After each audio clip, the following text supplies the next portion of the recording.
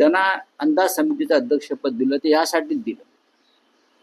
काल धुळ्याच्या 102 नंबरच्या विश्रामगृहात त्या खोलीमध्ये 5 ते 5.5 कोटी रुपयाची कॅश गेल्या 3 दिवसापासून जमा झाली.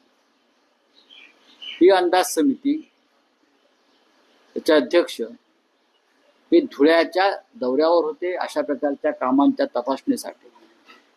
पण शासकीय कामामध्ये, सार्वजनिक बांधकाम खात्याच्या कामामध्ये, इतर क्षेत्रातल्या कामामध्ये प्रचंड घोटाळे, भ्रष्टाचार, कमी दर्जाची कामं झाल्यामुळे ते प्रकरण काढून या सर्व ठेकेदारांकडून 15 कोटी रुपये गोळा करण्याची जबाबदारी